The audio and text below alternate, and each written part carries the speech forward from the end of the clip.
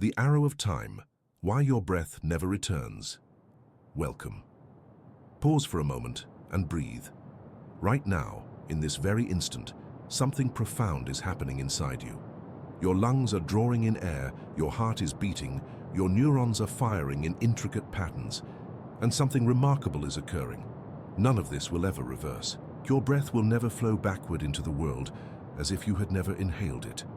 The moment you exhale, that breath disperses into the atmosphere, mixing with countless molecules, spreading outward in a direction that can only go forward.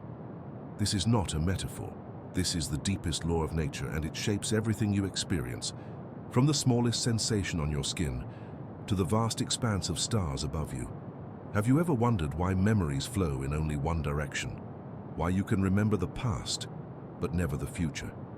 Why a broken glass scattered across your kitchen floor will never spontaneously reassemble itself into a perfect cup? These are not mysteries without answers. They point to something fundamental about the universe itself, something so essential that it determines the very direction in which time flows. We call this the arrow of time, and it is written into the fabric of reality through a principle that physicists call entropy. Before we begin this journey together, I'd like to invite you to subscribe to the Relaxing Science channel. Give this video a like and share with us where you are listening from and what time it is there. Your presence here matters, and your connection to this exploration helps us continue bringing you these moments of calm contemplation and scientific wonder. The story of entropy is not one of complexity or fear. Instead, it is a gentle unfolding, a soft explanation for why the universe moves in only one direction. It explains why your morning coffee cools down but never heats back up on its own. It tells us why stars eventually fade, why galaxies continue to expand, and why your memories feel like a river flowing forward rather than a still pond. Entropy is not something to resist or dread. It is the fundamental principle that allows life, consciousness, and time itself to exist. Throughout human history, we have observed this directedness. We see it in the way dust settles, the way heat spreads, the way light radiates outward from a source. Ancient philosophers pondered these phenomena, but it was not until the 19th century that scientists began to understand the deeper mechanism at work. They discovered that the universe has a preference, a natural tendency, a direction. And that direction is always toward greater disorder, greater spreading, greater distribution. This is entropy in its essence. Think of a drop of ink falling into a glass of clear water. Watch it slowly bloom, spreading outward, diffusing through the entire volume. The ink molecules do not remain concentrated in one spot. They move, they spread, they distribute themselves throughout the water, until eventually the color becomes uniform. This process is not random. It is governed by the laws of thermodynamics, the science of heat and energy. And once that ink has diffused, it will never spontaneously gather itself back into a drop. The direction of this process is irreversible. It is written into the structure of reality itself. Your body experiences entropy every moment of your existence. When you digest food, you are converting organized chemical energy into heat and work. When you think, your brain is burning glucose, releasing energy that spreads into your surroundings. When you sleep, your body is still engaged in this endless dance of entropy, organizing and disorganizing, maintaining the delicate structures that allow you to live. And the moment you stop maintaining these structures, entropy wins. Your body returns to the elements, your consciousness ceases, and the energy that once organized itself into the remarkable pattern of you disperses back into the world. This might sound melancholy, but it is actually the source of all meaning. Because entropy is irreversible, time has a direction. Because time has a direction, your life has a narrative. You were born, you are living, and you will eventually transform. This story, this arc, this journey from beginning to end is made possible by entropy. Without it, time would not flow. Without time flowing, there would be no change, no growth, no love, no memory, no consciousness. Entropy is not the enemy of life. It is the foundation upon which all life rests. In this extended exploration, we will move through the many faces of entropy. We will examine how heat spreads, how disorder blooms, how stars cool and fade. We will follow the river of your memory and understand why your brain records moments in only one direction. We will watch galaxies being born from chaos and see how the expansion of the universe itself is written with the signature of entropy. We will descend into the molecular realm and observe the invisible choreography of countless particles moving in patterns that only advance time forward. We will contemplate death and rebirth, understanding how entropy cycles through all living things. And finally, we will arrive at a profound realization: you are not separate from entropy. You are an expression of it. You are the universe's way of organizing energy temporarily, and in doing so, you are participating in the grand forward flow of time itself. This is a journey of understanding, but it is also a journey toward relaxation. As we move through these concepts together, you may find that the constant pressure of time, the urgency of the present moment, begins to feel less like a burden and more like a gentle current carrying you forward.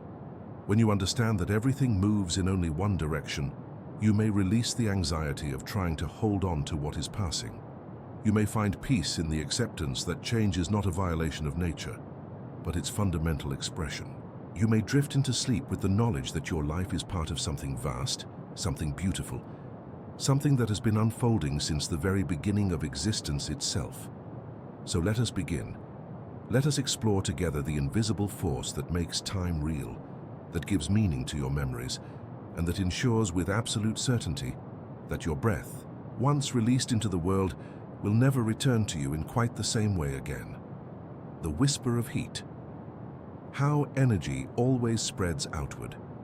The night is cool and you hold a warm cup of tea. Feel the heat radiating from the ceramic into your hands, warming your palms, flowing outward. This simple sensation contains within it one of the most profound truths about how the universe operates. Heat does not stay concentrated. It spreads, it disperses. It moves from regions of higher temperature to regions of lower temperature. And this movement is not something that requires effort or intervention. It happens naturally, inevitably, guided by the deepest laws of physics. Imagine yourself sitting in a room on a cold winter evening. You light a fire in the fireplace, and warmth begins to fill the space. The heat from the flame spreads outward in all directions. It moves from the concentrated energy of the burning wood into the cooler air of the room. Gradually, the entire room becomes warmer. But here is what is remarkable. If you were to close the fire and let the room cool naturally, the process would never reverse. The room would not spontaneously heat back up. The warmth would not flow backward from the cool air back into the fireplace. This is not because of some arbitrary rule. It is because of the fundamental nature of entropy. Every object in the universe possesses something called internal energy. This energy is the motion of atoms and molecules, vibrating and moving within the material. When we say something is hot, we are really saying that its atoms are moving very quickly, vibrating with great vigor. When we say something is cold, we mean its atoms are moving more slowly. Heat, then, is not a substance. It is not a fluid that flows from one place to another. Instead, heat is the transfer of this molecular motion, the spreading of this vibration from one region to another. Consider a metal rod, one end of which you place in a flame and the other end you hold in your hand. Initially, the end in the flame is very hot and the end in your hand is cool. But as time passes, the heat spreads along the rod. The atoms at the hot end vibrate rapidly, and through countless collisions, they transfer their motion to neighboring atoms. Those atoms then transfer their motion to their neighbors, and so on. Gradually, the vibration spreads along the entire length of the rod. The rod becomes uniformly warm. But once this uniform warmth is achieved, something remarkable happens. The rod will not spontaneously separate back into a hot end and a cool end. The energy will not reorganize itself. Instead, the rod will slowly cool as its heat radiates into the surrounding air. This tendency of heat to spread, of energy to distribute itself, is the most fundamental expression of entropy. It is the reason why you must keep your home heated during winter, expending energy continuously, or else it will cool down. It is the reason why a hot cup of coffee left on a table will eventually become room temperature. It is the reason why stars, which are vast furnaces of nuclear fusion burning brilliantly in the darkness, will eventually exhaust their fuel and fade. Energy always moves toward greater distribution, toward spreading out, toward a state in which it is more evenly scattered rather than concentrated in one place. Think about the implications of this. In a universe without this principle, energy could remain concentrated forever. A single star could burn eternally without changing. A cup of coffee could stay hot indefinitely without any external energy input. But this is not how reality works. In our universe, concentrated energy is unstable. It naturally disperses, and because it disperses, change occurs. Because change occurs, time has meaning. Because time has meaning, life is possible. The spreading of heat follows mathematical laws. Scientists have discovered that when heat flows from a hot object to a cold object, the amount of disorder in the universe increases. The hot object loses some of its concentrated thermal energy, and this energy spreads into the cold object and beyond. The total amount of energy in the system remains the same, but it becomes more spread out, more distributed, more disordered.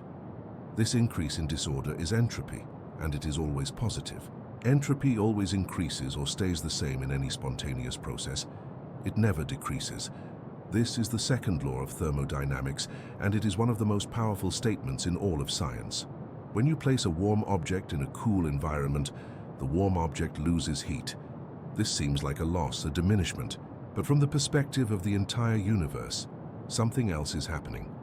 The total disorder is increasing. The energy that was concentrated in the warm object is spreading into the vast environment, becoming distributed among countless more particles. From a local perspective, order is decreasing, but from a universal perspective, this is the natural flow of things. This is how the universe prefers to be. The whisper of heat is gentle, almost imperceptible at first, but it is relentless. It continues second after second, minute after minute, year after year. Every moment, heat flows from warmer places to cooler places. Every moment, energy disperses. Every moment, the universe becomes slightly more spread out, slightly more distributed, slightly more disordered. And this gentle, constant process is the heartbeat of time itself. It is the mechanism that makes the arrow of time real. Consider your own body as a system maintaining heat. You are constantly generating warmth through the burning of food, through the activity of your cells, through the vibration of your molecules, and you are constantly losing this heat to your environment. When you sleep, your metabolic rate decreases, and you produce less heat. Your body temperature drops slightly. But even in sleep, you are engaged in this endless conversation between your internal energy and the external world. You are a temporary concentration of order in a universe that tends toward disorder, and maintaining this order requires constant effort, constant energy expenditure. When you finally rest, you are allowing some of this tension to ease, allowing your body to settle into a more relaxed state of thermal equilibrium. The spreading of heat is not violent or destructive. It is soft, gradual, natural. It is the universe gently moving toward balance. And in understanding this, you may find a kind of peace. You may recognize that the cooling of your coffee, the fading of warmth from your body, the gradual loss of energy throughout your day, these are not tragedies. They are expressions of the fundamental nature of reality. They are the way the universe breathes, the way energy dances, the way time itself flows forward through the dispersal of heat into the infinite. Disorder blooms. Understanding entropy as nature's gentle unfolding picture. A perfectly organized room, everything in its place. Books arranged alphabetically on shelves, clothes folded neatly in drawers, the floor swept clean. Now imagine leaving that room untouched for months, for years. Dust settles on surfaces. Books shift slightly. Fabrics begin to fade. Small disturbances accumulate. The room does not spontaneously become more organized. It does not arrange itself into greater order. Instead, it gradually becomes more disordered, more chaotic, more entropic. This is not because the room is neglected, though it is. It is because disorder is far more probable than order. It is the natural state toward which all things tend. Entropy is often described as disorder, but this description, while intuitive, is incomplete. A more precise way to think about entropy is as the number of different ways in which the components of a system can be arranged while still appearing the same to an observer. Consider a deck of cards. There is only one arrangement that constitutes a perfectly ordered deck, with all hearts together, all diamonds together, all clubs and spades in sequence. But there are trillions upon trillions of different arrangements that would appear disordered to you. If you shuffle a deck randomly, you are far more likely to arrive at one of these disordered arrangements than the single ordered one. This is not magic, it is mathematics. Disorder is simply more probable because there are more ways to be disordered than to be ordered. The same principle applies to the molecules in your room, in your body, in the universe itself. There are far more ways for molecules to be distributed randomly throughout a space than to be concentrated in one location. There are more ways for energy to be spread out than to be concentrated. Therefore, without constant input of energy and effort, systems naturally evolve towards states of greater disorder, greater distribution, greater entropy. This is not a tendency that can be overcome. It is not something you can fight indefinitely. It is the fundamental preference of the universe. Yet disorder in the context of entropy is not necessarily ugly or chaotic in the way we might imagine. Consider a garden. A wild, untended garden might appear disordered compared to a carefully manicured one. Flowers grow where they will, plants tangle together, seeds disperse on the wind. From one perspective, this is disorder. From another perspective, it is freedom, diversity, natural expression. The wild garden has higher entropy than the manicured one because there are countless more ways for plants to arrange themselves naturally than there are ways to arrange them according to a gardener's plan. And yet the wild garden is often more beautiful, more alive, more vibrant than the controlled one. This is an important insight. Entropy is not the enemy of life or beauty. In fact, entropy is the condition that makes life possible. A universe in which disorder never increased, in which systems never naturally dispersed toward greater entropy, would be a universe frozen in time, a universe without change, without the possibility of growth or evolution. In such a universe, there could be no metabolism, no reproduction, no consciousness. Life depends on the ability of systems to change, to transform, to move toward states of greater entropy. Life is not a violation of entropy. Life is a temporary eddy in entropy's flow, a brief organization of energy that will eventually disperse back into the universe. Think about the blooming of a flower. From one perspective, a flower is a highly ordered structure. Its petals are arranged in a specific pattern. Its cells are organized into tissues. Its molecules are arranged in complex configurations that give it color, scent, and form. This organization required energy. The plant had to grow, had to organize minerals from the soil and energy from the sun into this beautiful structure. But this organization is not permanent. The flower blooms, lives for a time, and then fades. Its petals fall, its cells break down, its molecules disperse. The energy that once organized itself into a flower returns to the environment. And this is not a tragedy. This is the natural cycle of life, the expression of entropy's flow through living things. The increase of entropy is often presented as a kind of cosmic pessimism, a statement that everything is slowly running down, that the universe is gradually becoming more disordered and chaotic. But consider the alternative. If entropy never increased, if the universe never tended toward greater disorder, then nothing could ever change. The past would be identical to the present, and the present would be identical to the future. There would be no becoming, no transformation, no time. The very fact that you are alive, that you are conscious, that you are experiencing this moment, depends on entropy increasing.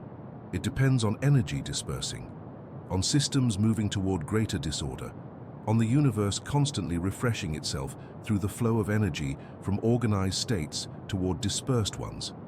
Disorder blooms in the universe like flowers in spring, not as a catastrophe but as a natural expression of probability and freedom. When you release a cloud of ink into water, the ink molecules disperse because there are far more ways for them to be spread throughout the water than to remain concentrated.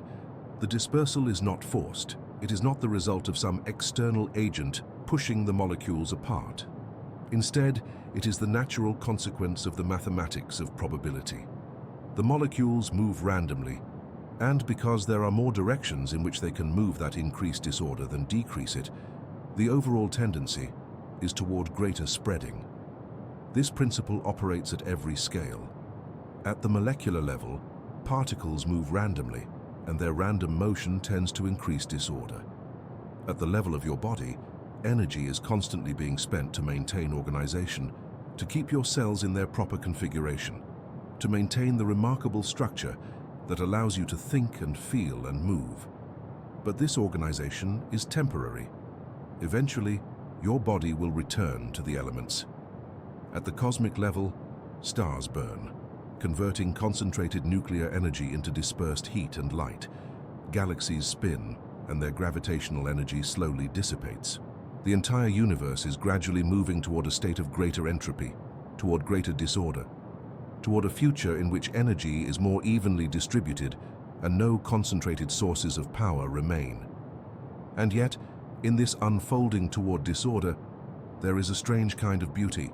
The blooming of disorder allows for creativity, diversity, and change. It allows for the emergence of new forms and patterns. It allows for life to arise and evolve. It allows for consciousness to emerge and contemplate itself. The increase of entropy is not the diminishment of the universe. It is the universe's way of exploring possibility, of expressing freedom, of allowing novelty to arise. In understanding entropy as the natural blooming of disorder, you may find that you can release some of your resistance to change. You may recognize that the transformation of all things is not a violation of nature, but its deepest expression. The cooling star. Watching energy fade into the infinite. Look upward on a clear night, and you see stars. These distant suns appear eternal, unchanging, fixed in the darkness above. But each one is burning. Each one is engaged in a furious nuclear reaction, converting hydrogen into helium, releasing energy in the form of light and heat that travels across the vast distances of space. Some of these stars have been burning for billions of years, yet every star that burns will eventually cool. Every star will exhaust its fuel, and when it does, its light will fade, and it will drift into the darkness as a cold, dead remnant. This process is not swift. The lifetime of a star is measured in billions of years. Our sun, for instance, is roughly halfway through its life. It has been burning for about 4.5 billion years and will continue to burn for another 5 billion years or so. During all this time, it has been radiating energy outward into space, spreading the concentrated heat and light of its interior into the vast emptiness of the cosmos. This radiation is entropy in action. The sun's core contains concentrated nuclear energy. As the sun burns, this energy is released and dispersed. It radiates outward in all directions. Some of it reaches Earth, warming our planet, allowing life to flourish. Most of it continues outward, spreading into the void, becoming increasingly dilute and dispersed as it travels through the infinite darkness. Imagine the sun as a great furnace. Deep in its core, hydrogen atoms are being fused into helium atoms. This fusion reaction releases tremendous energy, and this energy heats the interior of the sun to millions of degrees. The heat spreads outward, pushing against the gravitational force that wants to collapse the sun inward. This balance between the outward pressure of heat and the inward pull of gravity is what maintains the sun's structure. But this balance is not permanent. As the sun burns, it is slowly exhausting its fuel. Hydrogen atoms are being consumed, converted into helium. The supply is finite. Eventually, the sun will run out of hydrogen. When this happens, the sun will begin to change. It will swell. Its outer layers will expand and cool, turning reddish in color. This is the red giant phase, a brief period in the sun's life during which it will grow to enormous size. Mercury and Venus will be consumed by the expanding sun. Earth may survive, though it will become scorched and lifeless. The sun will burn helium atoms, continuing the process of nuclear fusion at a slightly higher temperature. But this phase will not last long, cosmically speaking, perhaps another billion years or so. After that, the sun will shed its outer layers, creating a beautiful planetary nebula, a glowing cloud of expanding gas. The core of the sun will remain as a white dwarf, a dense, Earth-sized object composed of material so compressed that a teaspoon of it would weigh as much as an elephant. This white dwarf will slowly cool over the course of trillions of years. It will radiate away the last of its heat, becoming dimmer and dimmer until eventually it becomes a black dwarf, a cold, dead star that no longer emits any significant radiation. This black dwarf will drift through space in utter darkness, a silent monument to the star that once was. The energy that once burned so brilliantly, that powered the evolution of life on Earth, that allowed consciousness to arise and contemplate the stars, will have dispersed into the void, becoming so spread out, so dilute, that it will be effectively gone from any perspective that matters. This is entropy written in the story of stars. The concentrated energy of nuclear fusion is gradually converted into dispersed radiation. The organized structure of the star is eventually disrupted, and its material is scattered into space. The ordered complexity of a living star is transformed into the cold simplicity of a dead remnant. This process is not violent or sudden, except at certain stages. It is slow, gradual, inevitable. It is the universe's way of ensuring that no concentration of energy remains permanent, that all order eventually gives way to disorder, that all organized systems eventually disperse. And yet in this cooling and fading of stars there is something profound. As the sun radiates its energy outward, some of that energy reaches Earth. This energy powers the photosynthesis that allows plants to grow. This energy flows through the food chain, allowing animals to live. This energy, ultimately, is what allowed your ancestors to evolve, what allowed your species to arise, what allows you to think and feel and experience this moment. The cooling of the sun, the gradual dispersal of its energy, is the mechanism that makes your life possible.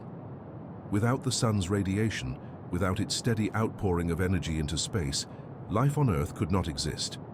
The cooling of stars also shapes the universe in other ways. As stars burn and then fade, they release heavy elements into space. The carbon, oxygen, nitrogen, iron, and other elements that make up your body were forged in the cores of stars. When massive stars reach the end of their lives, they explode as supernovae, scattering these elements throughout space. These elements eventually coalesce into new stars and planets. Some of these planets develop life. In this way, the cooling and death of ancient stars is intimately connected to the birth of new worlds and the emergence of life.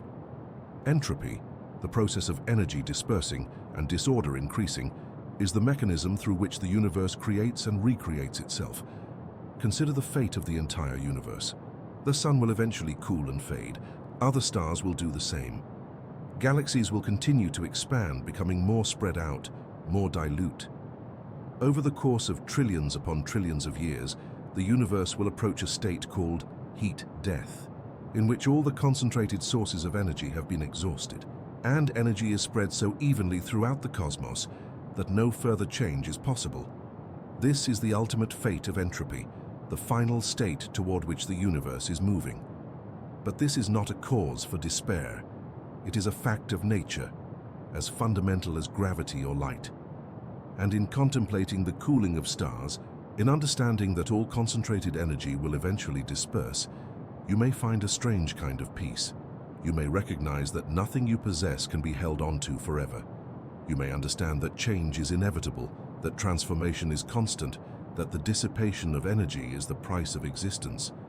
You may drift into sleep knowing that your body, like a star, is burning energy, radiating heat, participating in the great flow of entropy that connects you to every star that has ever burned and every star that will burn in the future. Memory's river, how your brain records. Time's direction. Your memories flow like a river. You remember the past. You cannot remember the future. This asymmetry, this one-directedness of memory is not arbitrary. It is not a limitation of your brain that someday might be overcome. It is a fundamental consequence of entropy, written into the structure of your nervous system. To understand memory is to understand how entropy gives time its direction and allows your consciousness to experience the flow of moments from past toward future. When you experience an event, something remarkable happens in your brain. Neurons fire in patterns, synapses strengthen or weaken, neurotransmitters are released, proteins are synthesized. The neural architecture of your brain is physically altered. This alteration is the physical basis of memory. When you remember an event, you are not retrieving a pristine recording stored somewhere in your brain. Instead, you are partially reconstructing the event. reactivating some of the same neural patterns that were activated during the original experience. The memory is not a perfect copy of the past, it is a reconstruction, influenced by your current state, your current knowledge, your current emotional condition. This process of memory formation is inherently irreversible. Once a memory is formed, once synapses have strengthened and neural connections have been established, those changes cannot be undone without leaving a trace. The energy required to form the memory, to physically alter the brain tissue, has been expended. The neural patterns that encode the memory have increased the entropy of your brain, and this increase in entropy is what makes memory possible. Without entropy increasing, without the brain being altered by experience, there would be no memory. Without memory, there would be no sense of time flowing from past to future. Consider a moment from your past. You remember a day from your childhood, a conversation you had, a place you visited. This memory exists in your brain as a physical pattern. But how did this pattern get there? It got there because of events that occurred in the past. The events came first. The memory came second. This temporal ordering is not accidental. It is a consequence of the second law of thermodynamics. Events that occur in the future cannot influence the physical state of your brain in the past. But events that occurred in the past can influence your brain's present physical state. This asymmetry is what creates the arrow of time for your consciousness. Your brain is not isolated from the rest of the universe. It is constantly exchanging energy with its environment. When you learn something new, when you form a memory, you are expending energy. Neurons are firing, consuming glucose, producing heat. This energy expenditure increases the entropy of your brain and your surroundings. The formation of a memory is an entropic process. It is an increase in disorder that allows for the storage of information. This might seem paradoxical. How can storing information, which is organization, increase disorder? The answer lies in understanding that while your brain may become more organized in certain ways, the overall entropy of your brain and surroundings increases. The energy used to form the memory is dispersed as heat. The physical alteration of your brain increases the number of possible microstates consistent with your brain's macroscopic state. The net effect is an increase in entropy. This is the deep connection between memory and entropy. Because entropy increases, because the universe tends toward disorder, the past is fixed and the future is open. You cannot change the past because doing so would require decreasing entropy, something that never happens spontaneously.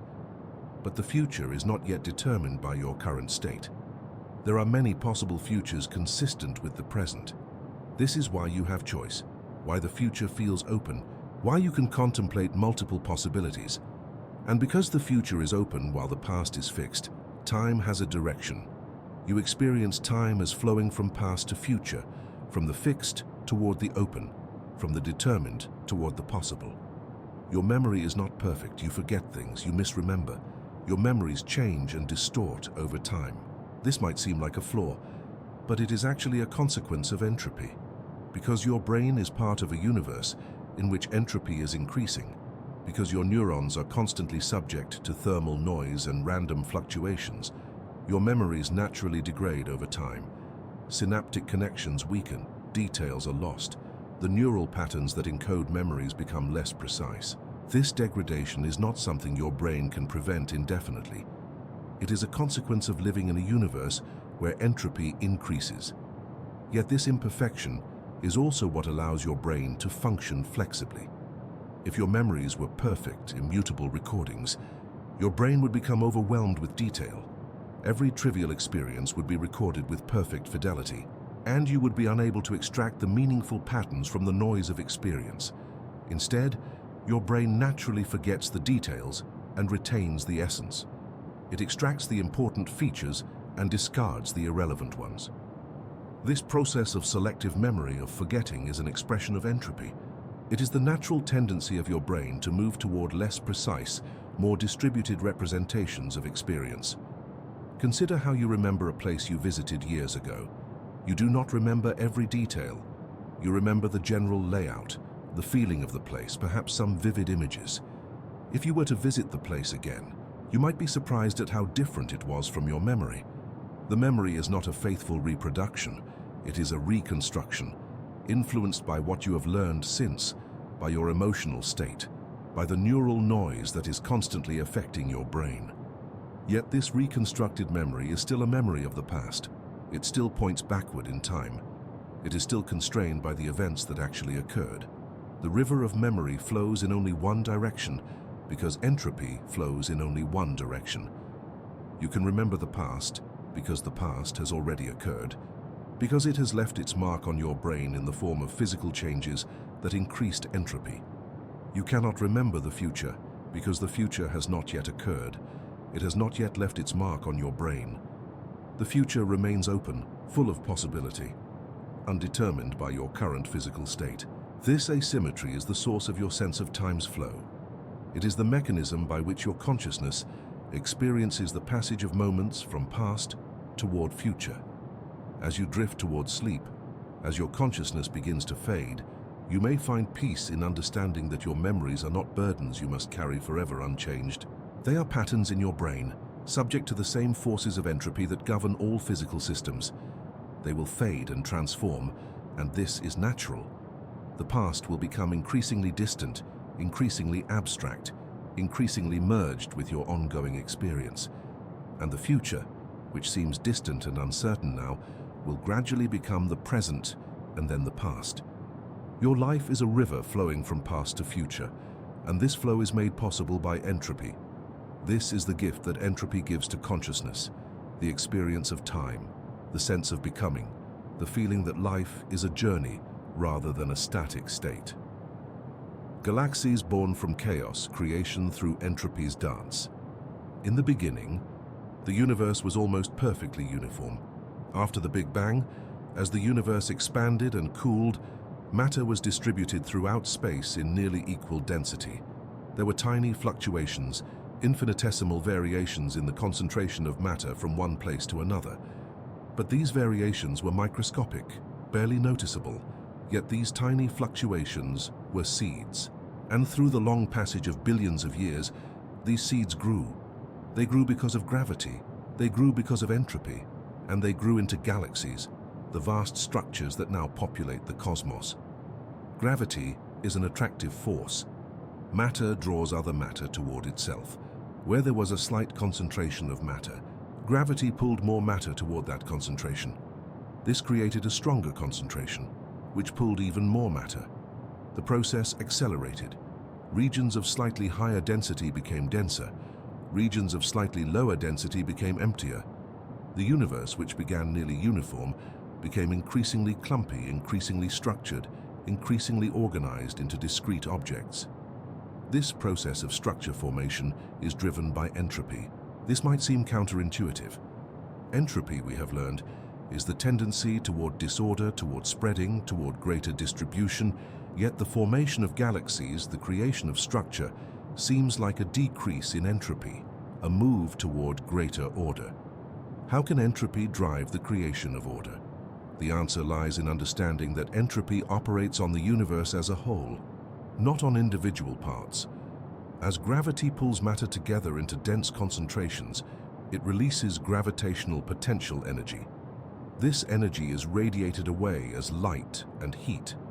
The gravitational energy that was concentrated in the form of the initial mass distribution is converted into dispersed radiation, spreading outward into space.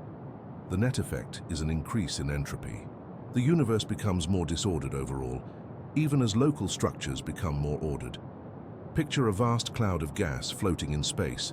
The gas is initially nearly uniform, with tiny variations in density. Gravity acts on these variations, pulling matter toward the denser regions. As matter accumulates, the cloud begins to collapse. The collapse is not uniform. Different parts of the cloud collapse at different rates. The cloud fragments into smaller clumps. Each clump continues to collapse under its own gravity. As the clumps collapse, they heat up. The gravitational potential energy is converted into heat. The clumps become denser, hotter, more concentrated. Eventually, the density and temperature at the center of some of these clumps become so extreme that nuclear fusion begins. A star is born. Once the first stars form, they begin to shine. They pour light and heat into the surrounding space. This radiation disperses into the void, spreading outward, becoming increasingly dilute. The radiation carries away the gravitational energy that was released during the collapse that formed the stars. The entropy of the universe increases. The energy that was concentrated in the gravitational field of the initial matter distribution is now spread throughout space in the form of radiation. The universe has become more disordered overall, even though local structures, the stars and galaxies, have become more ordered. As more stars form, they gather together due to gravity. Stars cluster into galaxies. The first galaxies are small, irregular structures, but over billions of years, galaxies merge and combine. Gravity pulls them together. The collisions are slow, taking hundreds of millions of years to complete, but they are relentless. Large galaxies are formed by the merger of smaller ones. As galaxies merge, their stars interact. Some stars are ejected into space. Some fall toward the center of the merged galaxy. The process releases enormous amounts of energy. Gravitational potential energy is converted into the kinetic energy of moving stars and the heat of collisions. This energy radiates away, dispersing into space. The galaxies that result from these mergers are more ordered than the original small galaxies. They have more structure. They have massive black holes at their centers. They have rotating disks of stars. They have spiral arms and other features. Yet the formation of these ordered structures is driven by entropy. The gravitational energy is being dispersed. The universe is becoming more disordered overall. The local increase in order in galaxies is more than compensated for by the increase in disorder in the radiation field and in the dispersed gravitational energy. Billions of years after the first galaxies formed, the universe continued to evolve. Galaxies continued to collide and merge. Stars continued to form and die. The universe became increasingly structured, increasingly complex. Yet this increasing complexity was not a violation of entropy. It was an expression of entropy. The formation of galaxies and stars and all the complexity of the cosmos is entropy's way of dispersing energy, of converting concentrated forms of energy into dispersed forms, of moving the universe toward greater disorder. And within this cosmic dance of entropy, something remarkable happened. Within the galaxies, within the stars, within the planets orbiting stars, life emerged.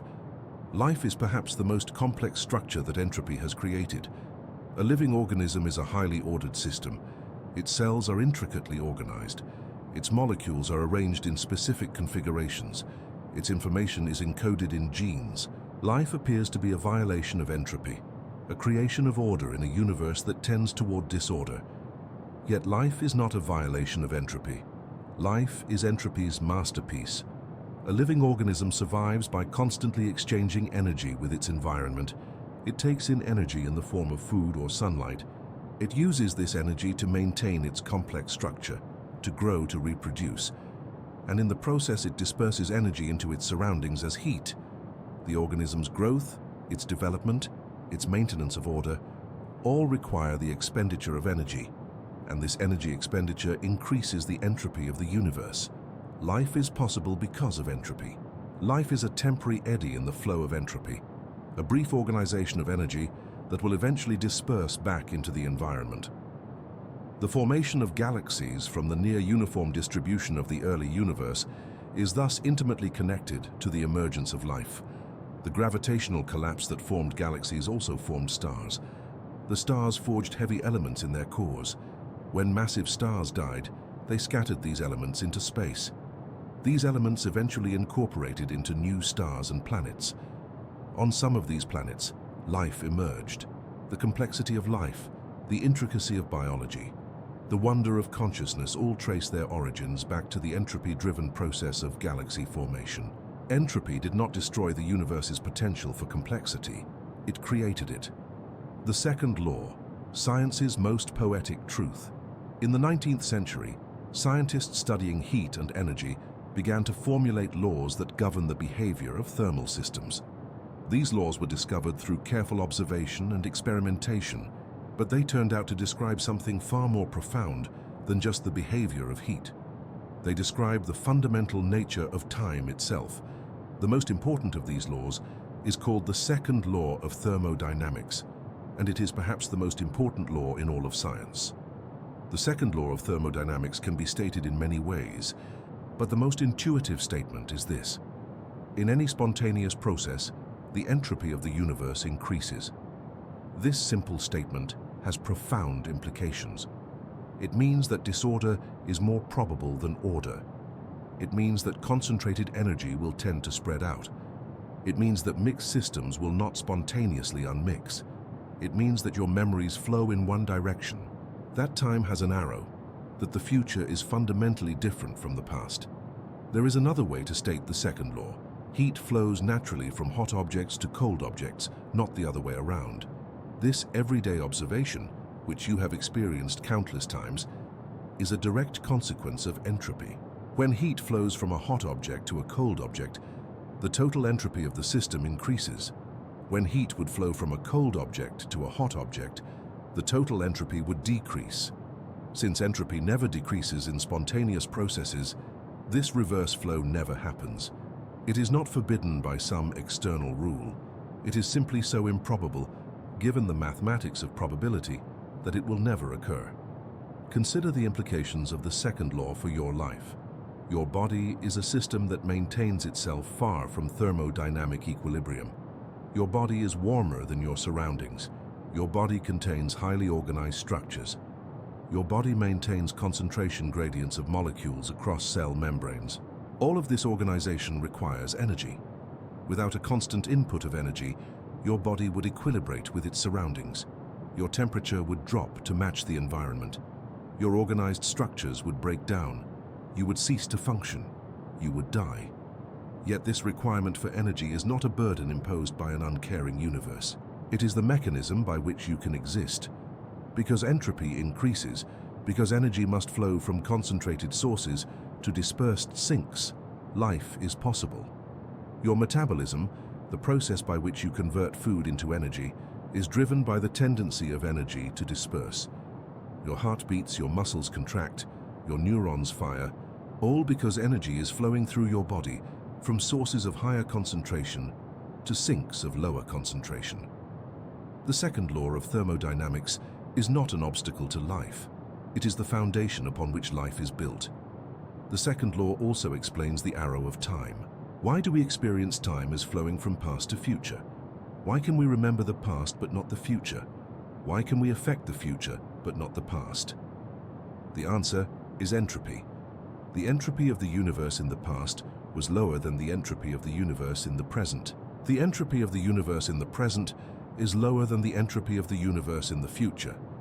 This gradient of entropy, this increase in disorder as we move from past to future, is what creates the arrow of time. It is what makes the future fundamentally different from the past. This understanding has profound philosophical implications. If entropy were not increasing, if the universe were not becoming more disordered, then the past and future would be indistinguishable. All moments would be equivalent. There would be no arrow of time, no sense of becoming, no narrative to existence. The fact that you experience time as flowing, the fact that you feel yourself moving from moment to moment, the fact that your life has a story with a beginning, a middle, and an end, all of this is a consequence of entropy increasing. Without entropy, there would be no time. Without time, there would be no you. The second law is sometimes presented as a kind of cosmic pessimism, a statement that everything is running down, that the universe is gradually becoming less capable of supporting life and consciousness. And it is true that the universe is gradually approaching a state called heat death, in which all energy is evenly distributed and no further change is possible. But this is not a cause for despair, it is a statement of fact. And understanding this fact, accepting it, may bring a kind of peace. You are not separate from the second law. You are not fighting against it. You are an expression of it.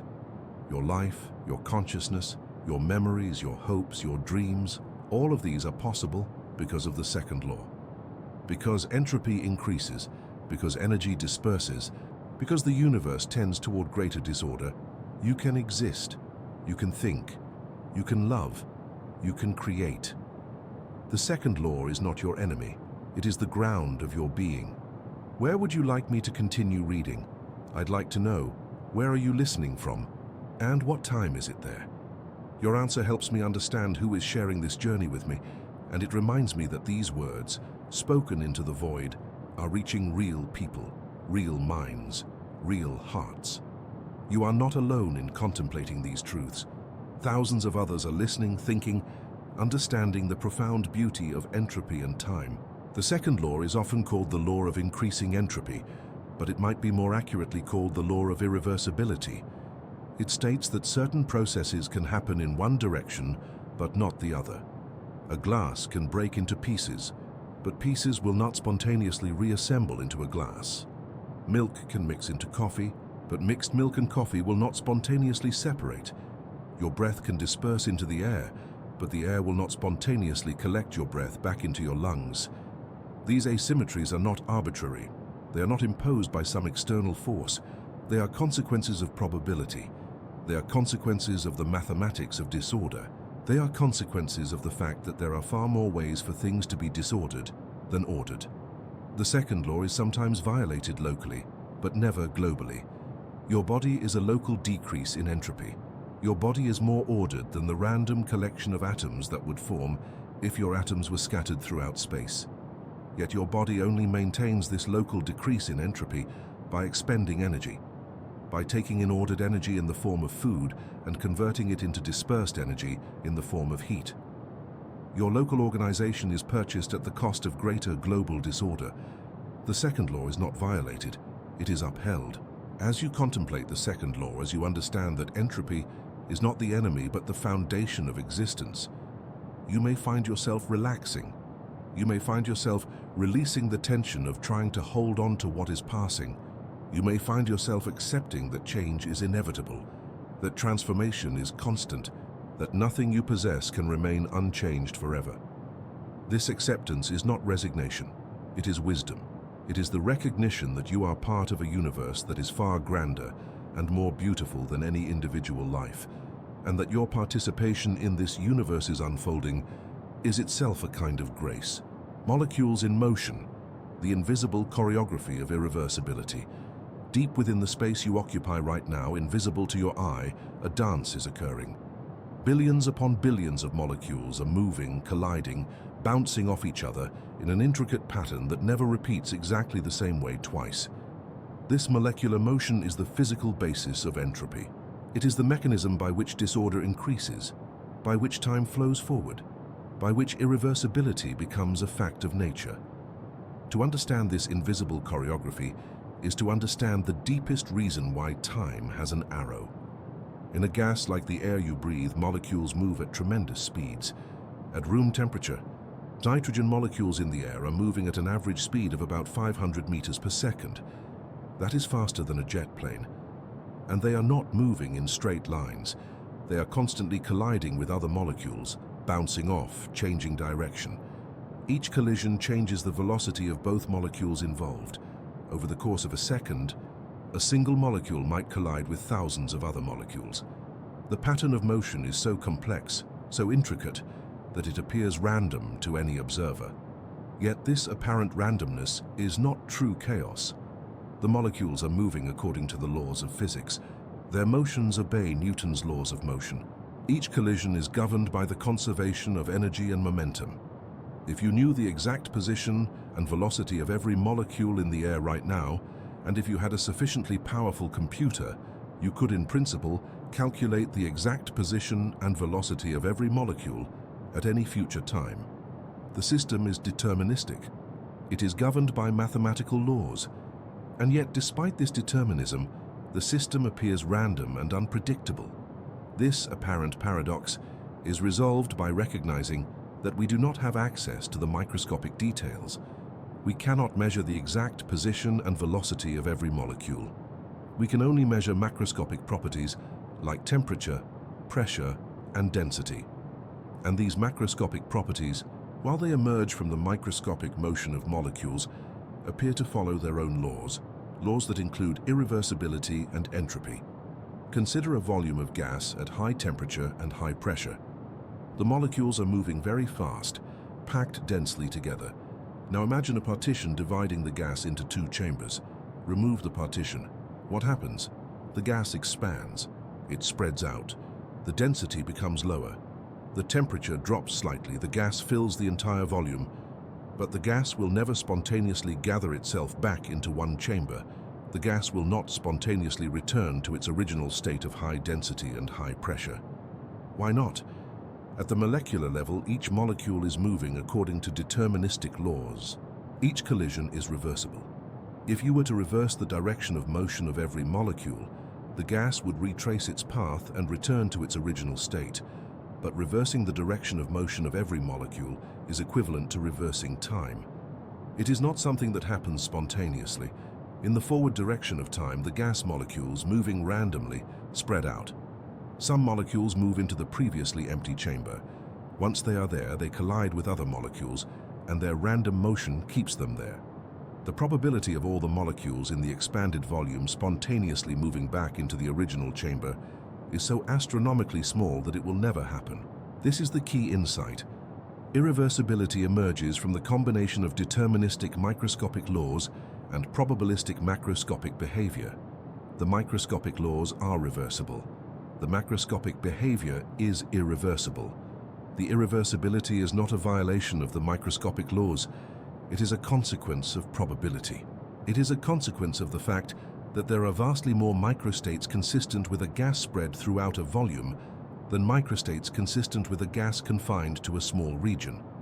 The number of possible microstates grows exponentially with the size of the system. For a container of gas with a trillion molecules, the number of microstates consistent with the gas being spread throughout the entire volume is so much larger than the number of microstates consistent with the gas being confined to half the volume that the probability of the gas spontaneously confining itself is less than 1 in 10 to the power of a billion. This is a number so small that it has no meaning in any practical sense. It is smaller than the probability of randomly selecting a single specific atom in the entire observable universe. This is how entropy works at the molecular level. Entropy is not a force. It is not an agent pushing the system toward disorder. Entropy is a measure of probability. A state of high entropy is a state that can be achieved in many different ways, through many different combinations of microscopic configurations. A state of low entropy is a state that can be achieved in only a few ways. Because there are more ways to achieve states of high entropy, systems naturally evolve toward high entropy states. They do not do so because of any force pushing them. They do so because it is statistically inevitable. The invisible choreography of molecules is thus the foundation of time's arrow. As molecules move randomly, as they collide and bounce, the system naturally evolves toward states that can be achieved in more ways. These are the states of higher entropy. The system does not return to states of lower entropy because returning would require all the molecules to move in a coordinated way, to move in directions that would undo the dispersal, to move in a pattern that is so improbable that it will never occur. Your body is composed of molecules engaged in this endless dance. Your cells are filled with molecules moving, colliding, reacting. Your neurons are firing because of the movement of ions across membranes, driven by the random thermal motion of molecules. Your thoughts are emerging from the coordinated motion of trillions of molecules in your brain. And all of this is possible because of entropy, because disorder is more probable than order, because the random motion of molecules naturally leads to the spreading of energy and the increase of disorder. As you breathe, molecules of oxygen move from the air into your lungs. They cross the membranes of your cells. They move into your mitochondria. They participate in the chemical reactions that release energy from food. This energy is used to power your cells, to maintain your body, to keep you alive. And in the process, energy is dispersed as heat. The organized energy in food is converted into dispersed thermal energy. The entropy of the universe increases, and you continue to exist, to think, to feel, to experience this moment. The molecular choreography is not visible to your eye, but its effects surround you and move through you every moment. The warmth of your body, the beating of your heart, the thoughts in your mind, all are expressions of this invisible dance. And the fact that this dance has a direction, that it moves from past toward future, that it never reverses, is a consequence of entropy at the molecular level. In understanding this, you may feel a profound connection to the physical world. You may recognize that you are not separate from the molecular dance. You are part of it. You are the universe becoming conscious of its own motion. Death and rebirth. Entropy is the cycle of all things. Everything that is born will die. Every structure that is created will eventually break down. Every organization will eventually disperse. This is not a tragedy. This is the way of entropy, the way of the universe. And in this cycle of death and rebirth, there is a profound beauty and a deep wisdom. To understand death is to understand life. To accept entropy's flow through the cycle of all things is to find peace. Consider a tree. A seed falls to the ground. It is a tiny, concentrated package of organized matter. Within the seed is the genetic information needed to build a tree. Energy from the sun drives the growth of the seed. The seed germinates. A root grows downward. A shoot grows upward. The tree develops. It grows taller and thicker. Its branches spread. Its leaves capture the energy of the sun. The tree is a remarkable feat of organization. Trillions of cells all working together, all maintaining a structure that can stand for decades or centuries. But the tree is also engaged in entropy's flow. As it grows, it consumes energy. It takes in nutrients from the soil and energy from the sun. It uses this energy to organize matter into the structure of the tree. And in the process, it disperses energy into its surroundings as heat. The tree is a temporary eddy in the flow of entropy, a brief organization of matter that will eventually disperse. Eventually, the tree grows old. Its growth slows. Its leaves become less efficient at capturing sunlight. Its roots become less able to absorb water. Diseases may attack it. Storms may damage it. The tree's energy decreases. Its organization becomes less perfect. And eventually the tree dies. It stops growing. It stops maintaining its structure. The wood begins to decay. Fungi and bacteria colonize the dead wood, breaking down the complex molecules that made up the tree into simpler molecules. The tree disperses. Its atoms are scattered. Its energy is released. Entropy increases. Yet this is not the end of the story. As the tree decays, its nutrients return to the soil. Insects and fungi feed on the decaying wood, converting it into simpler matter that enriches the soil. The atoms that once made up the tree become available to new plants. A new seed falls on the enriched soil. It germinates. A new tree grows. The atoms that once made up the old tree become part of the new tree. In this way, death and rebirth are not separate processes. They are parts of a single cycle driven by entropy. The same cycle operates at every scale. Atoms are created in the cores of stars. Stars eventually die, scattering these atoms into space. The atoms become part of planets. On some planets, the atoms become part of living organisms. Organisms consume other organisms or plant matter. The atoms move through the food chain. Organisms die. Their atoms are recycled. The atoms are used again by new organisms. Eventually, the atoms may return to the cores of new stars. The cycle continues. Entropy drives the cycle, and the cycle allows for the complexity of life. Your own body is part of this cycle. The atoms that make up your body were forged in the cores of stars that died billions of years ago. They have been recycled countless times through living organisms. They are temporarily organized into the structure of your body. But this organization is temporary. When you die, your body will decay. Your atoms will disperse. They will return to the environment. They will become part of other organisms. The atoms that are part of you now will be part of countless other organisms in the future. This might seem like a loss, like a diminishment. But consider the alternative. If organisms never died, if they maintained their structure forever, then new organisms could not arise. If your body never decayed, the atoms that make up your body would be locked away in your corpse forever. They would not be available to other organisms. Life would be frozen in time. The diversity of life, the constant renewal, the endless creativity of the biosphere, all depend on death. All depend on the dissolution of structures so that new structures can be built. Death is thus not a violation of life. It is a necessary part of the cycle that makes life possible. Entropy does not destroy life. It creates the conditions for life to flourish, to diversify, to evolve. Every death makes room for new birth. Every dissolution of structure releases atoms and energy that can be organized into new structures. The universe is constantly destroying and creating, and this cycle of destruction and creation is the rhythm of existence. In contemplating the cycle of death and rebirth, you may find peace with your own mortality. You may recognize that your death is not the end of the story. Your atoms will continue. They will be part of other organisms. The energy that organized them into you will disperse and eventually organize other matter into other forms. You are not separate from this cycle.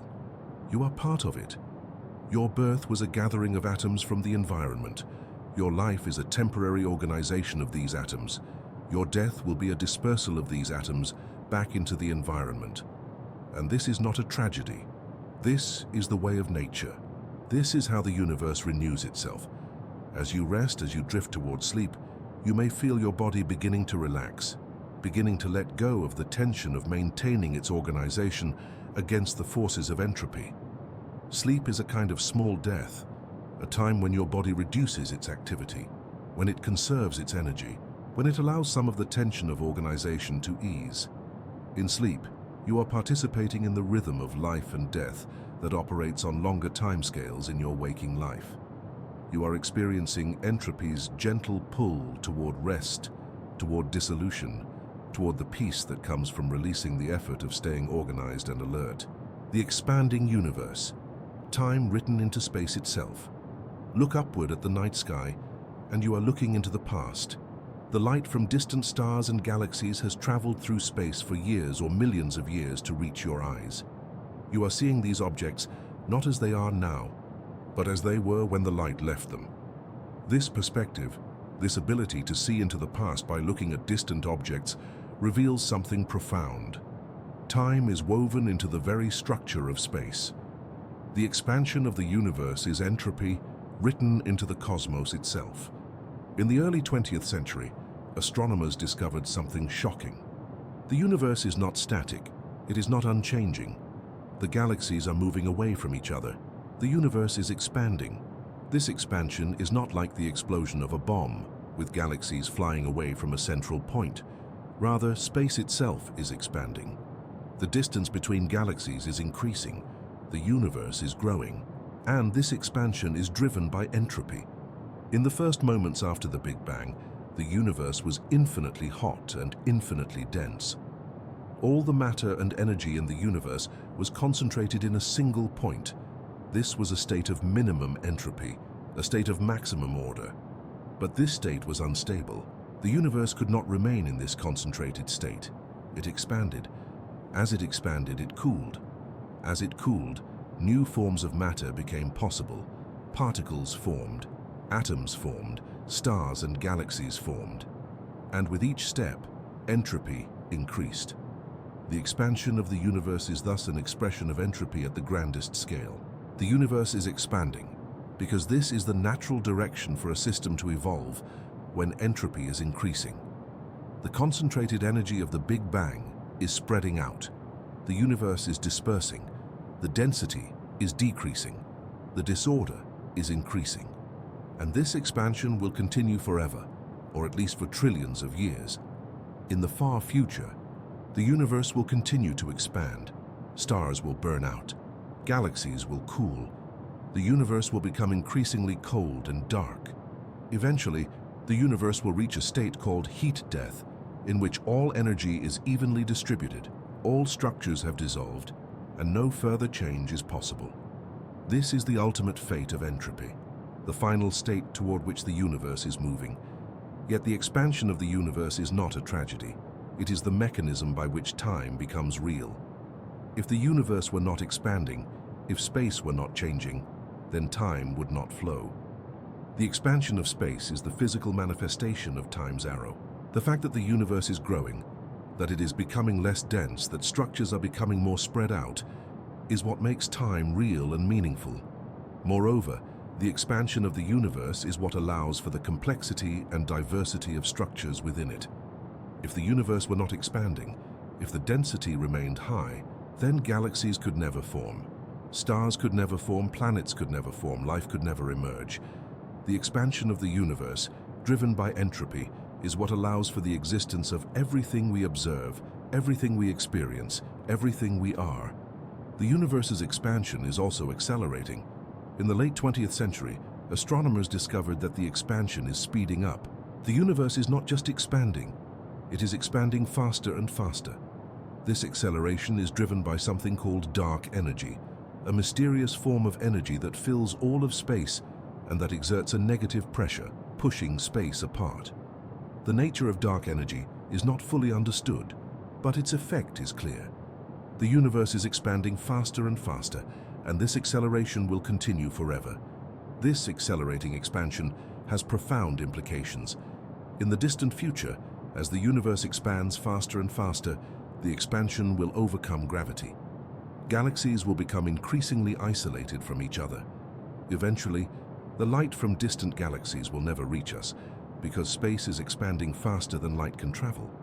Each galaxy will become an island universe, isolated in the darkness. And within each galaxy, stars will burn out, planets will cool, all organized structures will dissolve. The universe will become a cold, dark, empty expanse. Yet this fate is so far in the future, so many trillions of years away, that it has no bearing on your life or the life of any human who will ever live. The expansion of the universe is a fact of cosmology, a statement about the large-scale structure of reality. But it does not diminish the significance of the present moment. You are alive now. You are conscious now. You are experiencing the universe now, in a time when galaxies still shine, when stars still burn, when planets still support life. The expansion of the universe provides the backdrop for your existence, the context in which your life unfolds. In contemplating the expansion of the universe, you may feel both humbled and connected. Humbled by the vastness of space and time, by the fact that your life is infinitesimal on cosmic scales. Yet also connected because you are made of atoms forged in the cores of stars, because your consciousness is part of the universe becoming aware of itself, because the expansion of space that will eventually cool and darken the universe is the same expansion that allowed for your birth and your existence. Your place in the flow. How entropy shapes your life and dreams. You are entropy. Not in the sense that you are disorder or chaos, but in the sense that you are a temporary organization of matter and energy within the flow of entropy. Your life, from birth to death, is a journey through entropy's landscape.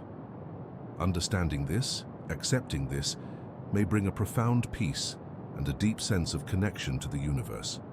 Every moment of your life is shaped by entropy. When you wake in the morning, your body has cooled during sleep. Your metabolism has slowed. Your consciousness, which requires a particular organization of neural activity, is dormant.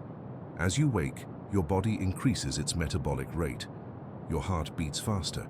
Your breathing deepens. Your neurons fire in patterns that create consciousness. This awakening is an increase in organization, a temporary reversal of entropy's flow locally within your body. But this reversal is purchased at the cost of greater global disorder. Your body consumes energy. This energy is dispersed as heat. The net effect is an increase in entropy. Throughout your day, you are constantly exchanging energy with your environment. You eat food, which is organized chemical energy. Your digestive system breaks down the food. The energy is released and absorbed by your cells. Your cells use this energy to power your activities. You move, you think, you speak, you feel. All of these activities require energy, and all of them result in the dispersal of energy as heat. By the end of the day, you are tired. Your body has expended energy. Your organization has decreased slightly. You feel the need to rest, to sleep, to allow your body to recover. This daily cycle of waking and sleeping, of activity and rest, is an expression of entropy at the scale of a human life. You are a system that maintains itself far from equilibrium by constantly consuming energy. You are an eddy in the flow of entropy, a temporary organization that persists only as long as you are able to maintain it. And this is not a burden, this is a gift. Because you are able to consume energy and maintain your organization, you are able to exist. You are able to think and feel and experience and love. Your memories, as we discussed, flow in one direction because of entropy. You remember the past because the past has left its mark on your brain. You cannot remember the future because it has not yet occurred. This asymmetry is the source of your sense that time flows from past to future. It is the source of your sense of becoming, of moving through time, of having a life with a narrative arc.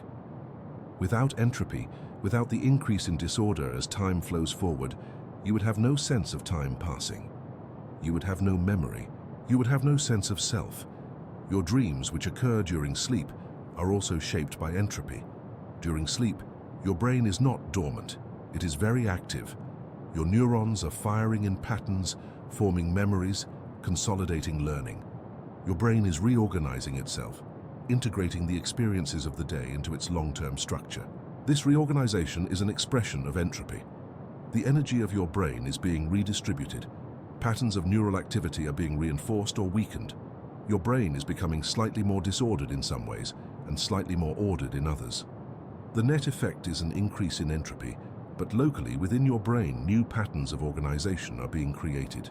Your dreams are the subjective experience of this neural reorganization. As your brain reorganizes itself, as patterns of neural activity shift, your consciousness experiences these patterns as images, sensations, narratives.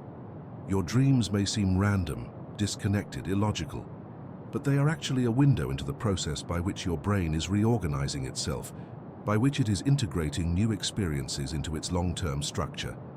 Your dreams are entropy's way of maintaining your consciousness, of allowing your brain to update itself, to learn, to grow.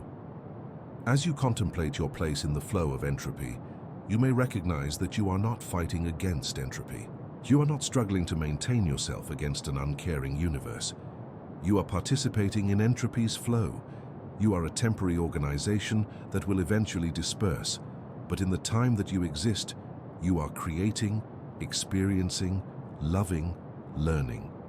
You are contributing to the complexity and diversity of the universe. You are part of the universe's journey toward greater entropy. And in being part of this journey, you are fulfilling your nature. I'd like to know, where are you listening from and what time is it there? Your answer reminds me that these words are reaching real people, real minds, real hearts. Each of you is participating in this exploration, and your presence matters. Your willingness to contemplate these profound truths, to accept entropy, to find peace in understanding the nature of time and existence, this is significant. It is a kind of wisdom. It is a way of being in harmony with the universe. Your place in the flow of entropy is not a small place. You are not insignificant. You are a remarkable organization of matter and energy. Your brain is one of the most complex structures in the known universe. Your consciousness is a phenomenon that science is still struggling to understand. Your ability to love, to create, to contemplate the nature of reality itself, these are expressions of the universe's capacity to organize itself in increasingly complex ways.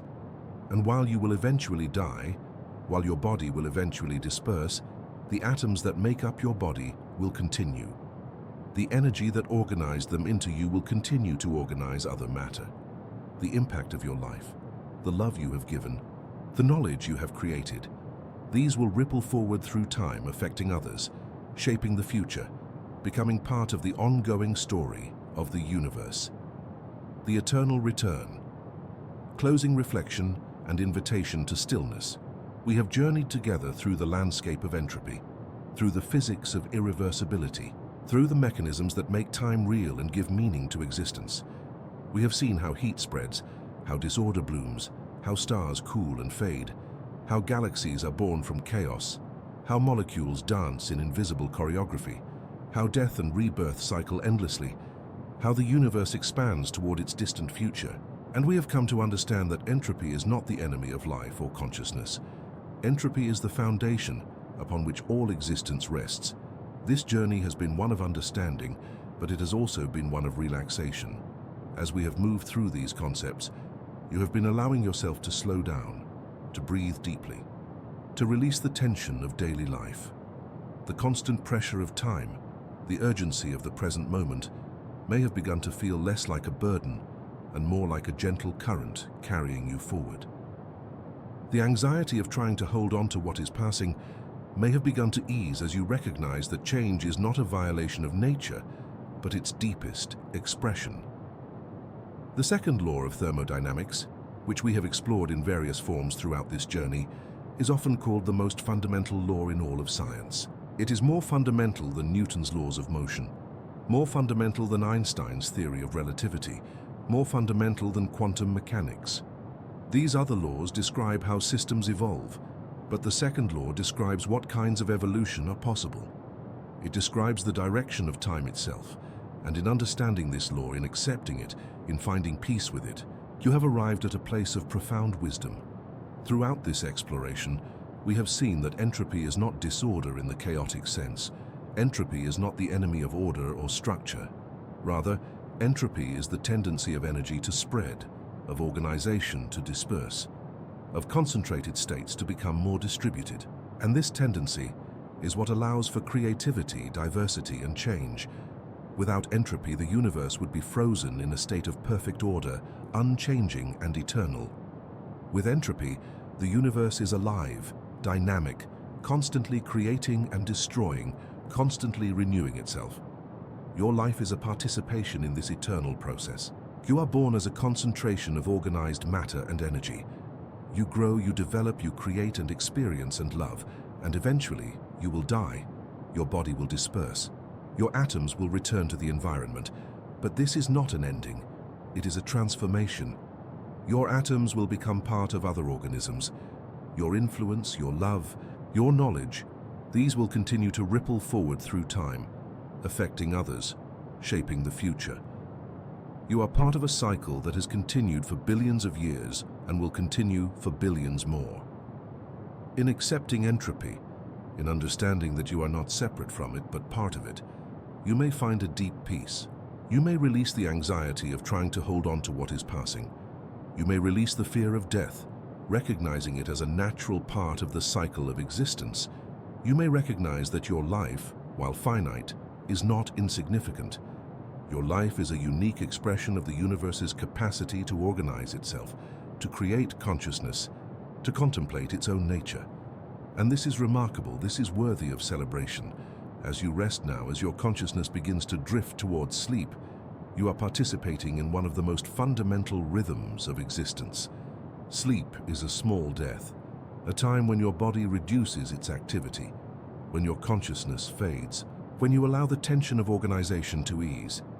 In sleep, you are surrendering to entropy's gentle pull. You are allowing your body to rest, to recover, to reorganize itself for the next day. This is not weakness. This is wisdom. This is harmony with the nature of existence. The universe will continue its expansion. Stars will continue to burn and fade. Galaxies will continue to move apart. Entropy will continue to increase.